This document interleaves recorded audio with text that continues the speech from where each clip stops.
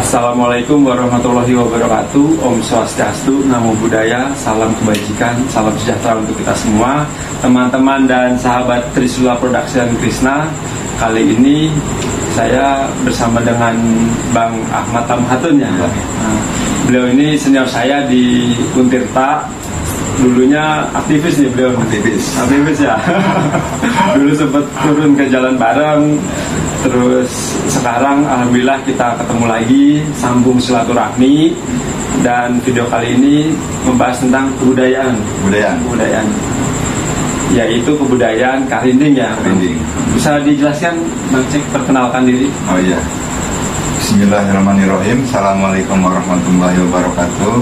Sampurasun. Nama saya Ahmad Lamadun Nabari. Saya diamanahkan untuk menjalankan sebuah organisasi budaya atau perkumpulan budaya, yaitu tentang mengembangkan seni tradisi Karinding. Karinding ya? Ya, Karinding apa. Kemudian sanggar ini pun berdiri di sini dari tahun 2015 akhir. Selesai saya wisuda di Untirta, dan saya mengembangkan Karinding yang sebelumnya memang sudah mulai menjelajahi soal Karinding itu sendiri. Sudah mulai coba diterapkan di beberapa tempat, namun pada akhirnya berjodohnya di kampung halaman sendiri. Jadi tempat sendiri gitu. Tempat sendiri. Mungkin teman-teman yang belum tahu nih, kebudayaan atau seni musik Karinding itu seni musik asal dari mana, terus kemudian bait-bait lagu atau syairnya itu seperti apa? Baik, terima kasih Krishna. Ya. Jadi pada mulanya Karinding itu adalah alat yang digunakan oleh orang zaman dulu. Iya. Itu bukan bentuk musik. Saya nggak meyakini. Karena kenapa saya tidak meyakini? Karena kita itu baru mengenal musik itu setelah diperkenalkan oleh beberapa pendatang asing. Baik Inggris, Amerika, yang terkenal itu dari Jepang, adanya topeng dan sebagainya. Namun Karinding itu sendiri pada mulanya adalah alat yang digunakan oleh petani. Fungsinya untuk menggeser persebaran hama. Jadi digeser dulu tuh Karinding itu tuh. Iya. Dan dengan Karinding si hama itu agar hasil panennya nanti lebih baik. Tidak banyak digerogoti oleh hama itu sendiri. Intensitasnya itu di situ, makanya ada beberapa budaya mengiring Dewi Sri atau pada saat pengambilan panen atau pada saat untuk mendatangkan Dewi Sri ketika ingin memulai bertanam, yang pada hakikatnya setelah kita beberapa teman-teman pelaku Karinding ini mendalami soal Karinding, bahkan menghayatinya, ternyata dari suara yang dikeluarkan oleh Karinding itu sendiri memang berirama atau bersuara rendah, disebut low decibel. Nah, low decibel ini oleh beberapa pengamat dan peneliti soal Karinding ini, dia bisa merusak konsentrasi hama, yang akhirnya hama itu menjauh dan tinggi dari tanaman, dari lingkungan tersebut. Nah, si Karinding ini kenapa bisa difungsikan untuk mengusir hama? Saya ada indikasi. Karena di beberapa keyakinan petani itu bukan hanya soal bulan ya, bulan-bulan tapi ada keyakinan di mana ada bunyi serangga hewan konggeret atau kacida, itu diindikasikan tanah di situ subur. Itu lebih bagus sebenarnya untuk ditanami atau dilakukan cocok tanam gitu. Makanya sumber suara Karinding sendiri itu dari konggeret. Jadi awal mulanya emang untuk fungsi hama gitu. Awal mula pada saat itu. Ya. Terus semakin majunya zaman, makin kesini, mungkin dilestarikan. Ya, keseniannya mulai ada pergeseran fungsi dari karinding tersebut yang awalnya untuk mengusir hama itu. Pada dasarnya bukan melihat ada pertunjukan yang datang oleh asing, tapi ada kekosongan ketika setelah melakukan percocok tanaman. Nah, mereka ini akhirnya berkumpul tatabuhan, atau bermain karinding, tembal-tembalan lah, tembal-tembalan gitu. Nah, akhirnya mulai itu menjadi satu komponen yang disebut penopang kehidupan petani. Walaupun bukan untuk bersama, tapi untuk mengisi kosongan dalam bercocok tanam. Ketika sudah bercocok tanam, capek, istirahat, berkumpul beberapa orang, perlindungan gitu sebenarnya untuk melepas penat, hiburan sejenak gitu. Nah, kemudian dari fungsi tersebut ini di karinding ini memiliki daya tarik oleh lawan jenisnya. Bagi siapa yang bisa main karinding, ternyata setelah dimainkan intens oleh si pelaku karinding itu dengan temannya, kemudian menjadi suatu yang sifatnya seperti pantun ya, timbalan gitu. Ini ternyata ada nilai lebih di mata seorang perempuan. Barang siapa bisa melakukan itu seperti orang yang terlampau hebat ya, punya nilai lebih gitu. Karena mungkin pada saat itu keseniannya masih terbatas ya.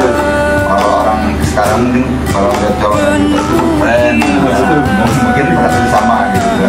Nah, akhirnya ini juga menjadi tali perjodohan yang akhirnya si perempuan itu memilih pasangannya dari kepiawannya bermain karinding. Nah, adapun nama si karinding itu sendiri, nah ini saya ada indikasi secara persebaran lontaran dari mulut seseorang itu awalnya itu bukan karinding, justru gararinding. Gararinding itu dalam bahasa Sunda itu disebut gararaga. Jadi di orang karinding, gararinding. Kemudian ya ketemu tuh, kemudian berjalannya waktu sampai ke sini akhirnya ada pengurangan huruf dari gararinding menjadi kararinding, akhirnya menjadi karinding. Itu lebih mudah diucapkan. Nah, itu mungkin sekilas asal mula ya, asal mula karinding. Untuk dalam segi spiritual mungkin bisa dijelaskan. Nah, Bang Jack, kalau ada sambungan-sambungannya nih gitu yang kalau ngelihat dari permulaan karinding itu sendiri, ada artinya kan ada pendekatan secara alami di masyarakat berupa perilaku etika ketika dia ingin bercocok tanam. Nah, ini dilakukanlah rampak karinding. Dan mungkin ini salah satu estetika spiritual pertama. Ya, akhirnya ada keyakinan alam yang muncul, kita ingin mendatangkan Dewi Seri agar, atau kita memanjatkan doa dengan kekarindingan ini dengan beberapa temannya, Jalampong dan sebagainya, agar hasil panen kita ini bisa baik, bisa mendapatkan hasil yang baik. Nah, kemudian setelah mau panen itu pun dilakukan rampak karinding. Nah, ini tujuannya untuk mengiring Dewi Seri, bahasanya ya, bahasanya untuk mengiring Dewi Seri pergi sejenak setelah menjaga hasil panen kita untuk tidak digerogoti oleh hama. Nah, itu mungkin itu nilai spiritual pertama, etika pertama dari karinding itu sendiri terhadap alam. Keseniannya secara spiritual itu sudah banyak indikasi ya, yang akhirnya yang mendorong si pelaku karinding itu meningkatkan kualitas si karinding itu sendiri dalam metode spiritual. Ada yang mulai bermain karinding dengan irama selawat atau irama raja atau irama yang pujian dengan bahasa Sunda. Nah, itu teman-teman sekilas informasi dari istilahnya ini ya, pelestari budaya dari Bang Jack Karinding. Terus apa yang meyakini Bang Icek nih, oh akhirnya saya harus melestarikan kebudayaan ini nih. Mungkin dari leluhur atau emang inisiatif diri sendiri, mungkin bisa dijelaskan. Pada mulanya ini adalah penelitian saya pribadi. Oh, pribadi awal. Terhadap awalnya bukan karinding spesifiknya. Jadi intensitas saya berhubungan dengan pengamen pada saat itu atau kehidupan jalanan itu. Saya menemukan satu indikasi yang bisa saya jadikan skripsi dengan judul Realita Kehidupan Sosial Masyarakat Jalanan. Realita Kehidupan Sosial Masyarakat Jalanan. Cuman pada saat judul itu diajukan masih abstrak, maksudnya terlalu luas. Kalau bilang komponen kan luas banget ya, kehidupan jalanan itu. Ya, saya cuekin lah. Akhirnya saya bergaul terus dengan teman-teman jalanan. Akhirnya menemukan ada teman yang membawa alat bambu, namun dia belum intens memainkan karinding, karena sama-sama pada saat itu dia hanya membawanya. Nah, kemudian dari situlah saya mulai tertarik untuk menggali sebuah alat musik bambu itu,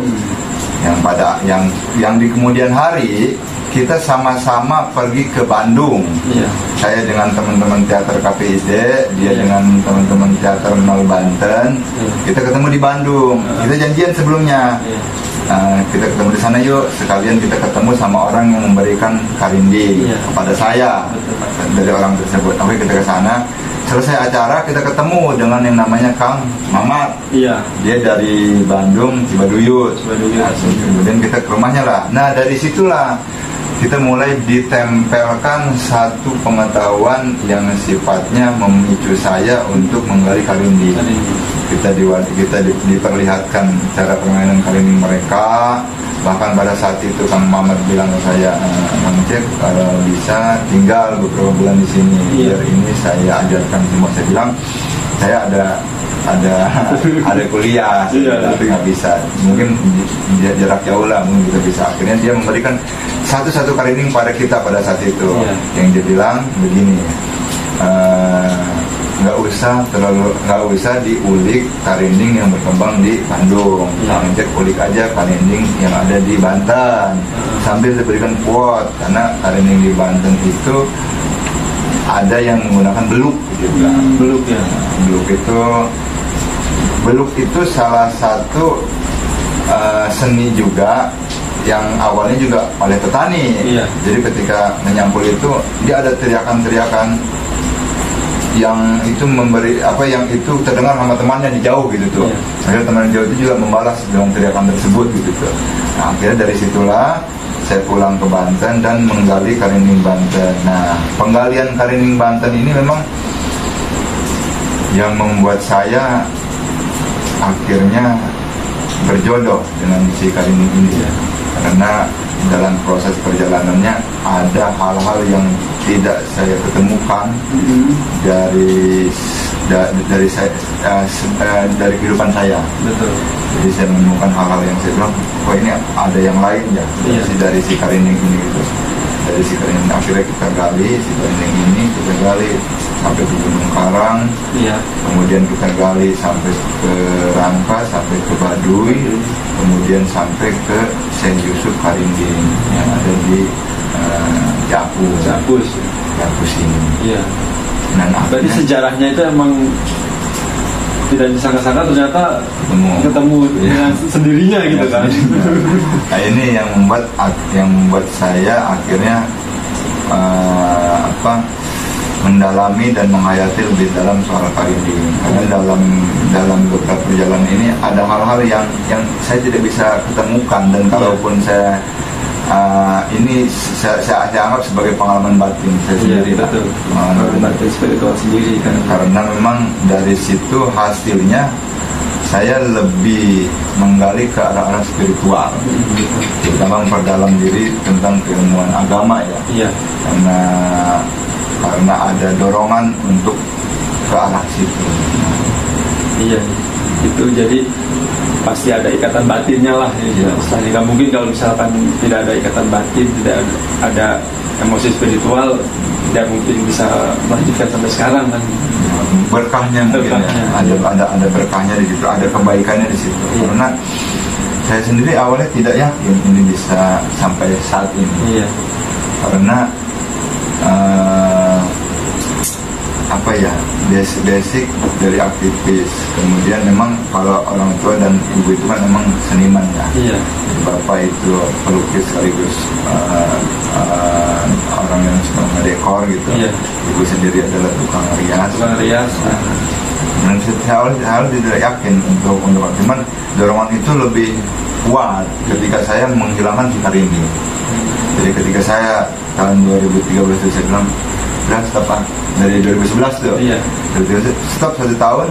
Baru ini tiba-tiba teman saya ngirim Karinding. Akhirnya kebongkar lagi. Eksplor lagi gitu. Kemudian mendengar beberapa teman saya ditempatkan di mana-mana, ini dan tidak pernah kuku gitu ya. Saya inisiatif lah untuk mengembangkan di kampung saya sendiri. Dengan minta izin kepada orang tua dan ibu. Sampai pada saat itu bapak itu mengeluarkan nazar. Iya. Kalau kamu bisa mengumpulkan anak-anak dan mengajarkan Karinding, kata orang tua, saya buatkan sanggar. Buatkan sanggar lah di sini. Nah pada saat itu pembuatan sanggar itu maghrib gitu tuh. Sampai fondasi sama tiang aja. 2015 akhir, saya dan teman-teman mengajak teman-teman di sini. Ada beberapa teman-teman memang yang saya ajak, ada Erik, ada Yusril, ada juga yang intensitasnya memang ke Erik komunikasinya. Soal Karinding ini. Nah, mulailah dari 2015 akhir. Awalnya formatnya ini seperti organisasi awal-awalnya. Karena memang basic dari seorang aktivis ya. Iya betul. Basic. Namun pada perjalanannya ini lebih dalam dan lebih menghayati kepada soal bagaimana adat istiadat ini bisa diterima di masyarakat. Betul. Bisa diterima di masyarakat. Ada hal-hal yang memang kita ketemukan itu yang sifatnya tidak disangka-sangka. Ada kejadian yang menurut saya ini unik ya. Saya dengan Erik, Enji, kalau tidak salah waktu itu kita lagi santai-santai nih di sanggar. Dari santai-santai di sanggar, kemudian saya dan Enji ini inisiatif, ayo kita pergilah untuk mencari bahan baku buat bikin Karinding. Kaung ya istilahnya bahan bakunya. Kita ke Cisoka tuh pada saat itu, Pemegu. Di Cisoka kita tidak dapat apa-apa. Dan kita kemana nih? Ya kita ke makam Yusuf. Gitu. Sejarah di situ ya misalnya. Tapi emang udah ketemu itu atau emang ngalir aja? Udah tahu makam Yusuf, cuman kayak ke situ lah. Kita ke situ. Itulah bertiga. Hujan. Hujan ini kita akhirnya belok ke rumah almarhum Abah Yani. Nah, pas belok ke rumah almarhum Abah Yani ini, si ibu itu dari dalam rumah ngeluarin Karinding. Dia bilang, ini Karinding yang dibuat oleh Abah. Abah juga buat Karinding ini seketika aja. Nggak punya keahlian Karinding, tiba-tiba bangun tidur siang, dia ngambil bahan dibuat Karinding jadi lah. Dia juga nggak tahu kalau ini namanya Karinding. Dia nggak tahu kalau ini namanya Karinding gitu. Nah akhirnya yang nyebutin Karinding itu tetangganya yang dari Rangkas. Itu mah Karinding. Mungkin di depan kita atau di belakang kita banyak bambu-bambu nih. Mungkin bisa diperkenalkan nih alat-alatnya apa saja nih. Nah yang ini namanya ini calung. Calung ini ya? Ya ini calung. Kemudian ini celempung. Nah ini namanya Karinding. Ini baru Karinding. Nah Karinding ini cara memainkannya itu dipegang itu harus teguh ya. Kalau kita bilangnya ini yakin. Kemudian pukulannya harus konstan ya. Artinya harus, kita bilang itu di sini harus sabar nih. Sabar, jadi yakin, sabar. Kemudian masuk ke mulut kita itu sadar. Artinya di sini ada getaran yang nantinya akan menghasilkan suara ketika dimasukkan ke mulut. Cuman peletakan ini harus sadar, karena kalau nggak sadar ini bisa nempel kemana-mana ya. Dan selanjutnya suara yang keluar itu adalah suara kita dengan Karinding. Ya mungkin seperti ini. Ini langsung dimainkan nih.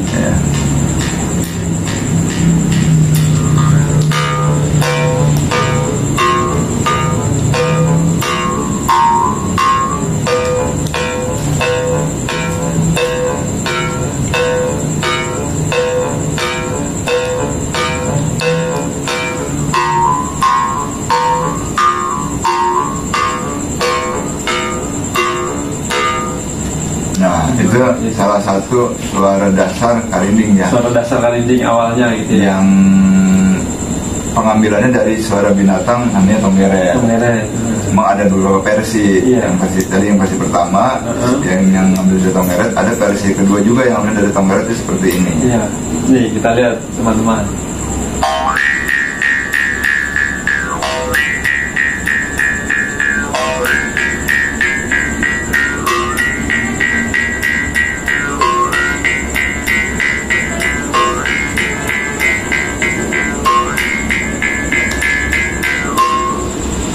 Itu juga sama.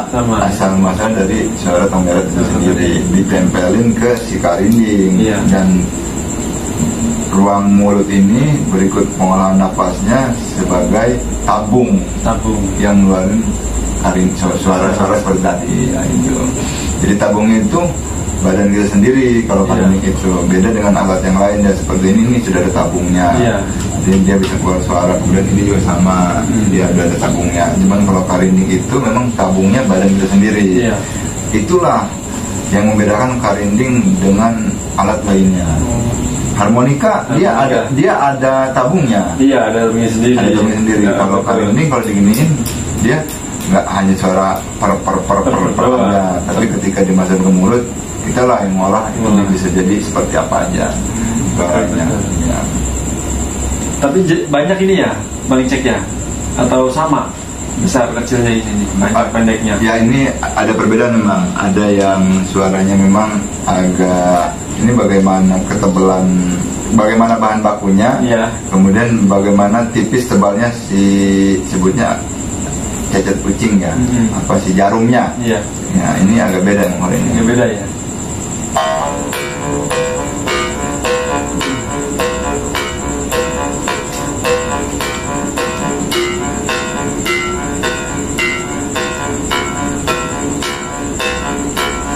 Ada iramanya juga ya ternyata. Ada iramanya. Tetap pada saya ngambilnya dari si Tonggeret ya, cuman variasi kesininya itu gimana kita mau mengolahnya.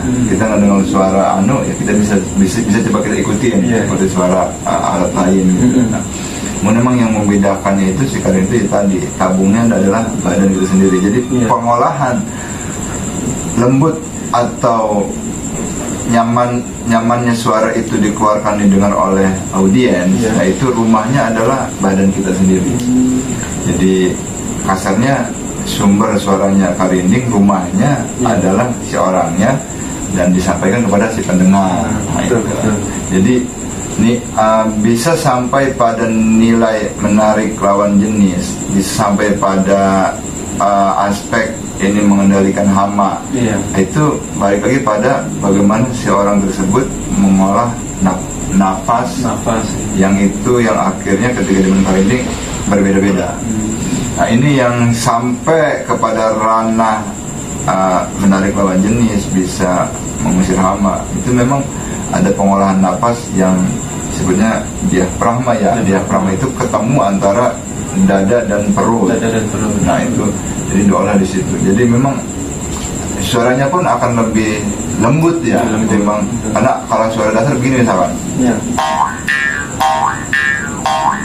Kemudian kita agak kasar pakai suara nafas dada misalkan. Nah, kemudian ada yang lebih lembut.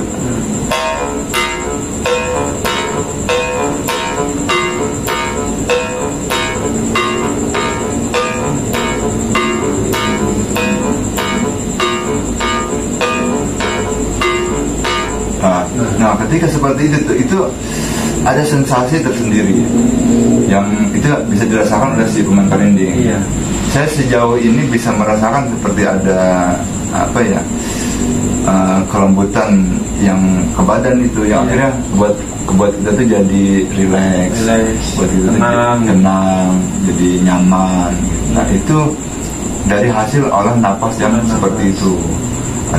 Inilah akhirnya yang disampaikan kepada pendengar, baik itu binatang ataupun manusia itu sendiri, yang akhirnya ada daya tarik yang menarik orang itu untuk memperhatikan.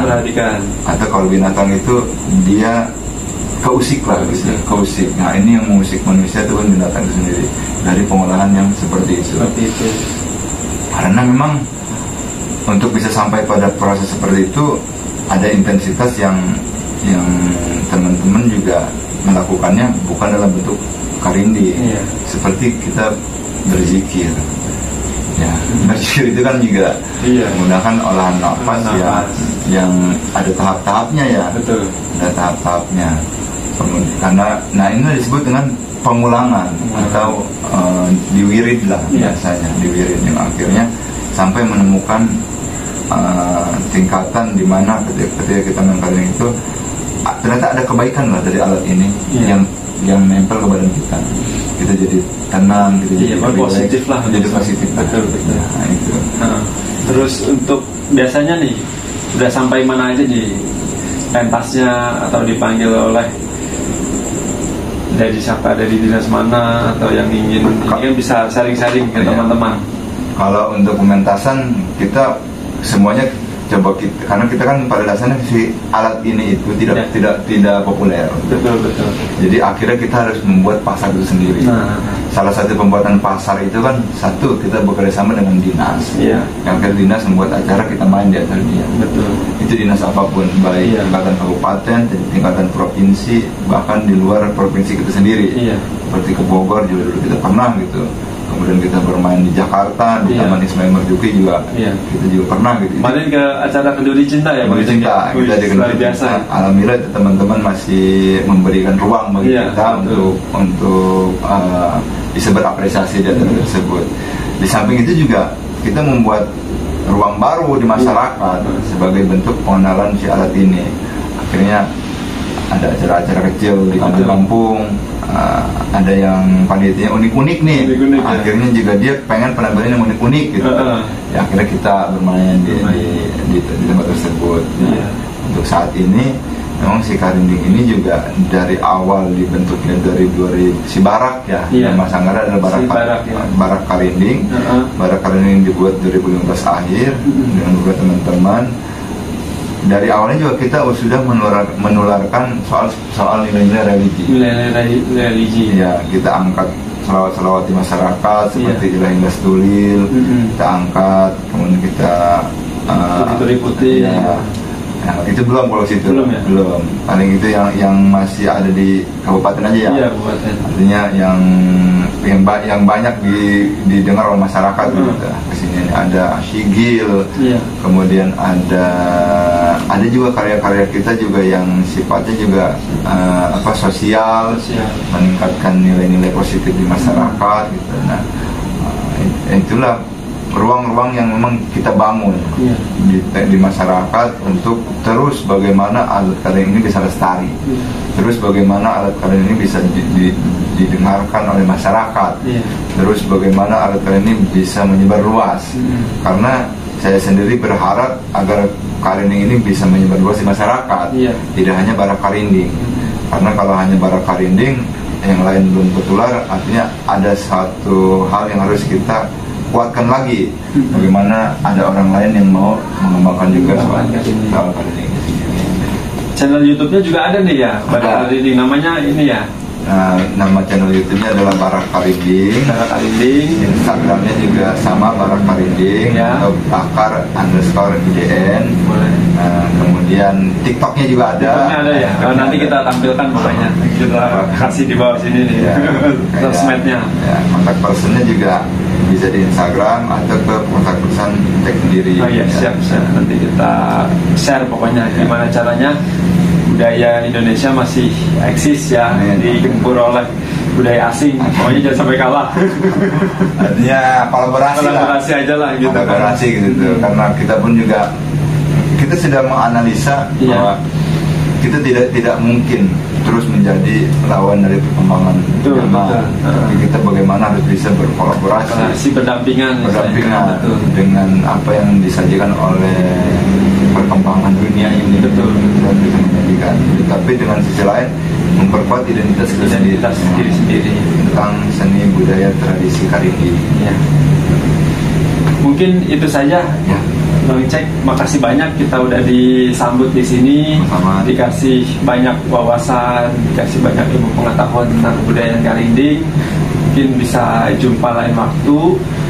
Dari saya, terima kasih banyak atas sambutannya, dan jangan lupa like, comment, and share channel YouTube Trisula Production Krishna dan channel YouTube dari Narak Karinding. Narak Karinding. Mungkin itu saja dari kami. Wabillahi taufiq wal hidayah. Wassalamualaikum warahmatullahi wabarakatuh.